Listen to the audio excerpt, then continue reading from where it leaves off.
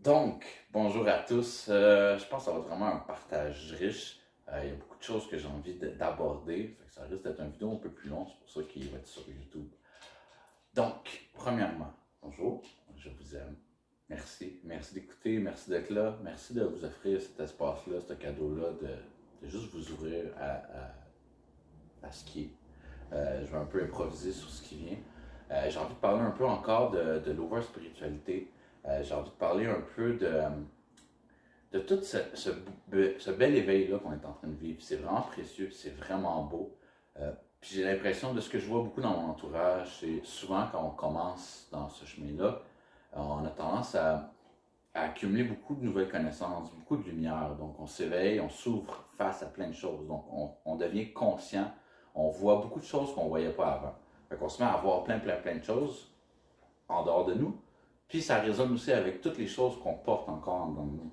Donc, toute la lumière qu'on accumule, ben, ça résonne avec toute l'ombre qu'on a aussi en dedans de nous.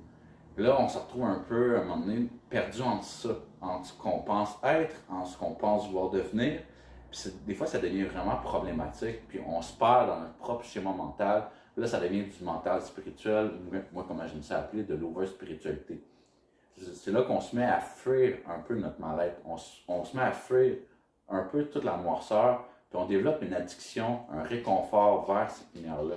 Donc, on se met à aller à beaucoup d'événements, on se met à beaucoup lire, à beaucoup apprendre, à beaucoup continuer à mettre de la lumière. Donc, on continue à manger tout ce qu'on peut manger, soit autant dans les conversations qu'on va tomber vraiment dans le deep spirituel, dans la grosse philosophie. Fait qu'on se met à beaucoup travailler le chakra couronne.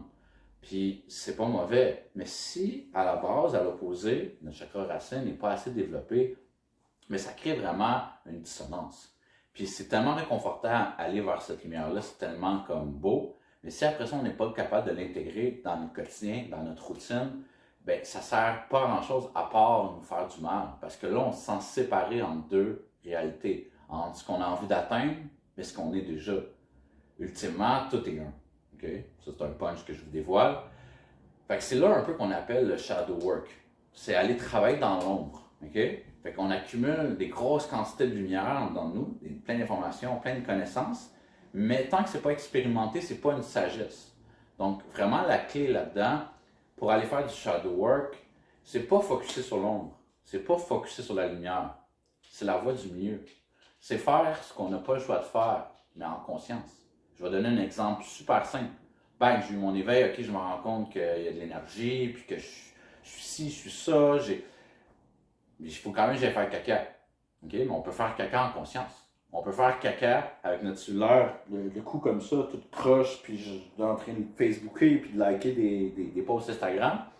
Ou on peut faire caca en conscience, le dos droit, respirer notre belle odeur de marde, expirer, puis laisser aller ce qu'on n'a plus besoin.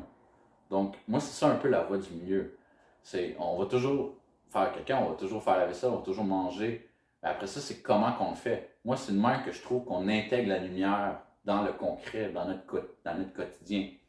Un autre outil super simple, aller prendre une marche. Okay? Dans les études scientifiques, il y a plus de bénéfices à aller prendre une marche d'une demi-heure que de méditer pendant une demi-heure. Donc, quand on se rend compte un peu qu'on est pris en ça, on est beaucoup dans le mental spirituel, quand on se sent un peu emprisonné entre tout ce qu'on vient d'apprendre, puis tout ce qu'on aimerait être, mais tout ce qu'on n'est pas aussi, mais il ne faut pas commencer à paniquer puis à aller focuser sur ce qu'on n'est pas puis ce qu'on veut être. Il faut focuser sur ce qu'on est maintenant puis le faire. Fait que prendre action sur des choses simples, sur des choses vraiment qui nous font du bien. Moi, j'appelle ça des points de repère ou des points d'ancrage. Moi, exemple, c'est la danse.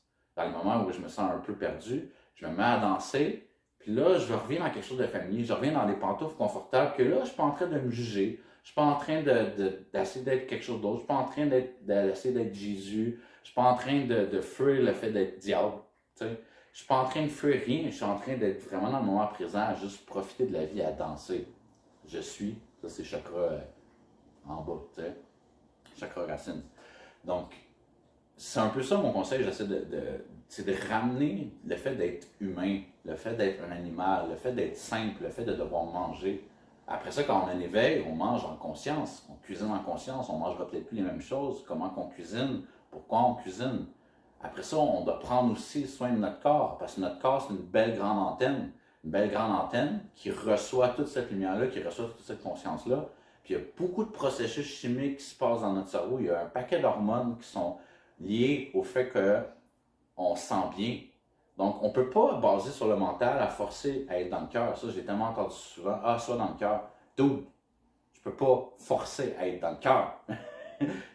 Pour être dans le cœur, selon moi, c'est cumulatif à beaucoup de jours, beaucoup de bonnes choses quotidiennement qui nous font du bien. Puis tranquillement, on monte notre vie vibratoire. Tranquillement, on régularise nos hormones dans notre corps. Si on a une mauvaise hygiène de vie, exemple, le matin, on se lève, tout de suite, le cellulaire, on va vers les choses qui sont stressantes, les choses qui nous rendent acides, le café, puis tout de suite, on est stressé, puis on n'a pas rien pour nous ancrer, pour nous déposer. Bien là, on est en train de ne pas faire du bien à notre corps.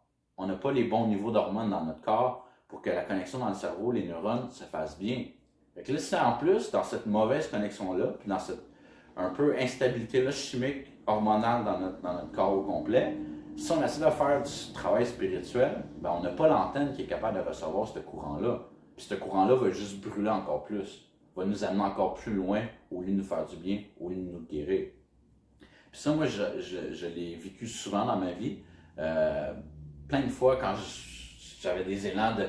Ben, je focusais tellement là-dessus que je me perdais. Je perdais ce qui me faisait du bien. Puis là, je devenais tellement stressé puis angoissé en voyant ce que je ne suis pas. Puis en me mettant des objectifs impossibles comme atteindre l'illumination comme Bouddha, ben, je me sentais juste comme une merde. T'sais? Fait que là, récemment, j'ai réalisé, je suis vraiment replongé dans la pratique du mouvement, de la danse, de jouer dehors, de me battre avec mon chien, de me tirailler avec ma petite fille. Puis j'ai beaucoup plus d'élan spirituel, de joie, d'illumination dans ces petits moments-là, où est-ce que ça fait 1 heure que je danse, puis que puis là, que je me sens vraiment vivant, je me sens heureux d'être vivant. Moi, je trouve que c'est la meilleure façon d'intégrer.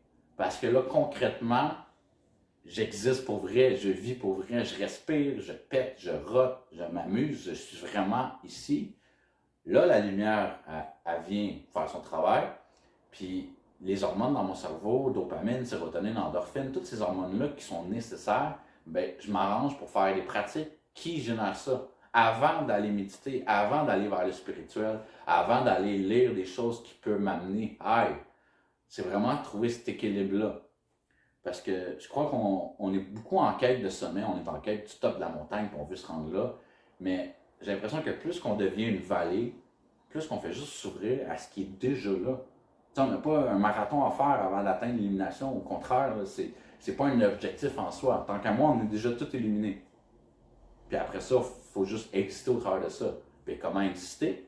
Ben, exister de façon à ce que ça nous fait du bien, notre corps physique. Donc, en nous respectant, en se couchant assez tôt, en regardant pas d'écran le soir, en s'offrant des jeûnes de cellulaire, des 2-3 jours sans cellulaire. Donc, en enlevant un peu ce qui nous ralentit physiquement, ce qui nous nuit, puis en rajoutant ce qui nous fait du bien, aller marcher dehors, respirer, jouer, danser, bouger, faire des postures de yoga. Donc, il y a plein d'outils qu'on doit utiliser pour être capable d'enraciner toutes ces compréhensions-là. Parce que là, ces temps-ci, la lumière augmente, la fréquence augmente sur Terre, on est poussé à beaucoup se transformer, puis des fois, ça peut faire vraiment peur. Tu sais, ultimement, je vais vous voler un autre punch, ultimement, c'est la mort de l'ego. C'est la mort de toutes les croyances qu'on pensait être vraies, c'est la mort de tous les enseignements, de tous les dogmes, de tous les conditionnements. Dans le fond, c'est la mort de notre personnalité qui est en train de se produire. C'est un grand processus. Puis là, l'ego, il est comme, d'où? Je suis en train de crever, genre, j'ai peur, ça me fait peur. Mais, genre, j'ai lu dans un livre que c'est ça qu'il fallait que je fasse. Mais, c'est pas comme ça qu'on lâche prise. Là, on continue à se battre dans le même chemin qu'on s'est toujours battu, à essayer d'atteindre quelque part, d'aller quelque part, de devenir quelque chose, ou de faire comme nous, de faire comme ça. Mais là, on se perd dans des milliers de chemins qui appartiennent à d'autres. Tu sais, le yogi qui a atteint l'illumination sur sa montagne, ben, ça y appartient à lui. C'est bien cool s'il a écrit un livre après, mais on s'inspire de ça, mais on n'essaie pas d'atteindre ça, de copier ça, ça marche pas, ça, je vous le garantis. J'ai déjà essayé. Méditer pour atteindre l'illumination, c'est pas le fun pour moi. Ça marche pas. Au contraire, je trouve qu'on atteint ces états-là en appréciant le day-to-day, en appréciant. Moi, quand je regarde ma planche, je suis comme, oh, wow, une autre belle version de Dieu. C'est là que, dans quelque chose de simple, pas obligé d'aller tout le temps chercher les sommets. aller vers la simplicité, la base. Aller prendre une marche dehors, je le répète, donner un câlin à un arbre, des choses simples de la vie. Moi, je trouve qu'il y a beaucoup plus de bénéfices que de continuer à essayer d'augmenter, de prendre, de lire, d'essayer de tout comprendre, parce que là, on reste dans le mental. On reste dans le mental spirituel. Puis on surdéveloppe notre chakra courant, puis ça résonne avec le fait qu'on est en bas, qu'on est malheureux, parce qu'on a encore des blocages, parce qu'on a encore des doutes, on a encore des ci, on a encore des ça. Puis on continue à travailler là parce que c'est réconfortant. Mais à un moment donné, on arrive dans un point où est-ce qu'on se perd là-dedans. Puis moi, ça m'est arrivé. Puis pour être sûr que ça ne m'arrive plus, ben je m'assure d'honorer ça avant de travailler sur ça. Donc, voilà, c'était beaucoup de stuff.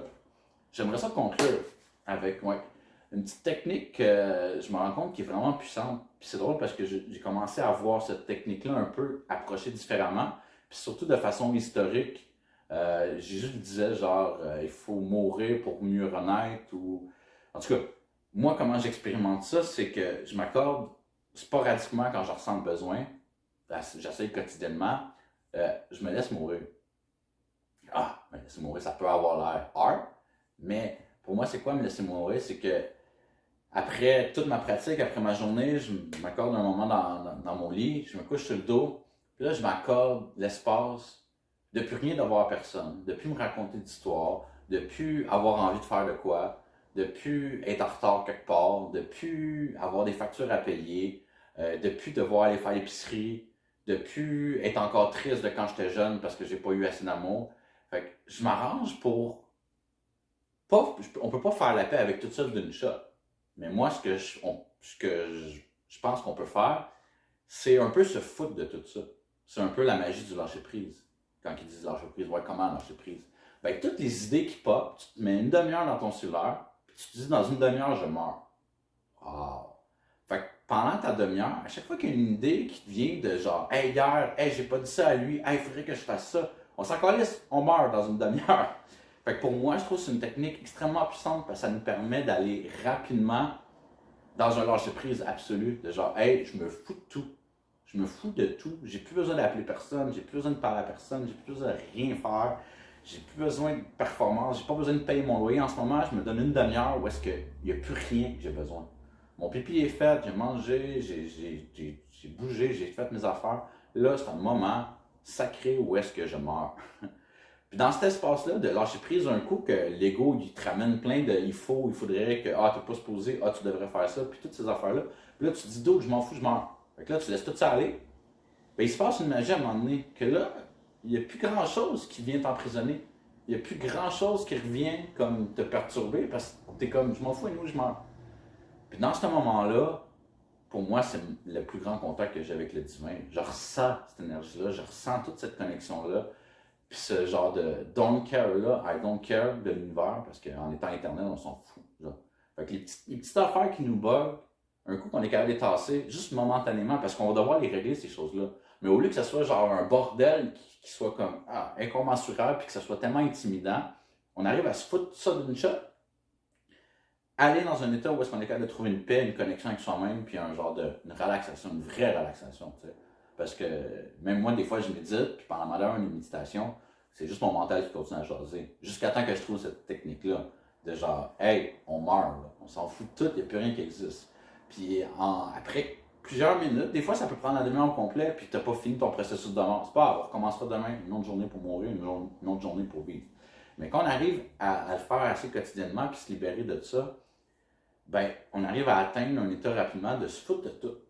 Fait que là, on atteint la paix nous réconforte, la paix nous accueille, la paix c'est l'amour. Ah, c'est tellement beau, ça fait tellement du bien. Ah. Hmm. Puis là, on se laisse vibrer dans ce réconfort-là, dans ce bien-être-là. On lâche prise sur tout. Il n'y a plus grand-chose que d'important, c'est pas grave, nous, je mens. Puis là, à un moment donné, il n'y a plus grand-chose. Puis à un moment donné, il n'y a presque rien. Puis à un moment donné, il n'y a rien. Puis quand il n'y a rien, ben là, il y a tout. Puis quand il y a tout, ben il n'y a rien aussi. Puis là, paf, l'alarme sonne, ma demi-heure est écoulée. Oh shit, je suis où? Hey, je suis dans Ah, je suis là, ok, je suis encore ici, cool. Ben, je suis encore vivant finalement, je suis pas mort. Qu'est-ce qu'on fait aujourd'hui? C'est quoi la prochaine? Là, la banque d'idées qu'on a mis de côté, ben, elle va revenir, mais vu on a réglé tout notre dosage d'hormones dans notre tête, tout l'accord des substances chimiques dans notre tête au complet, puis qu'on a fait la paix avec ça, ben ça, au lieu de revenir d'une shot, ça va revenir d'une shot. Hey, dude, va payer ton Vidéotron. C'est vrai. Fait que là, je vais payer mon Vidéotron. Hey, il faudrait aller faire l'épicerie, puis bouffe, puis ton chien a besoin de bouffe à chien. Ah, on va faire ça aussi. Tu sais, mais au lieu que ça soit juste tout ça intimidant, ben là, ça redevient, ça m'est un peu plus présenté comme un plateau d'argent. Genre, hey, il y a ça. Hey, il y a ça. Hey, il y a ça. Plutôt que, hey, il y a tout ça, puis que ça soit intimidant, que ça soit pas le fun. Fait que ça ressemble à ça. J'espère que c'était pas un trop long vidéo, mais n'hésitez pas à, si vous l'avez aimé, partagez-le parce que, tu sais, je pense que beaucoup de stock là-dedans. Oui, ça va vite, je parle beaucoup, mais je pense qu'il y a beaucoup de choses qui peuvent aider beaucoup de monde là-dedans. Puis moi, je suis limité par mon réseau, puis par ceux qui vont aller jusqu'à YouTube pour écouter mes affaires. Mais si vous sentez l'appel, partagez, aimez, like and subscribe. Je connais pas ça pantoute encore, je suis pas assez familier avec YouTube, mais peu importe. Je vous aime, je nous aime. Merci de faire ce travail-là. C'est vraiment beau ce qu'on vit ces temps-ci. Puis rappelez-vous, toutes les montagnes qui se dressent sur notre chemin, c'est parce qu'on a la force de les surmonter. Fait que vous avez choisi de vivre cette vie-là, c'est parce que vous êtes capable de la vivre. Puis j'ai foi en vous autres. On est capable.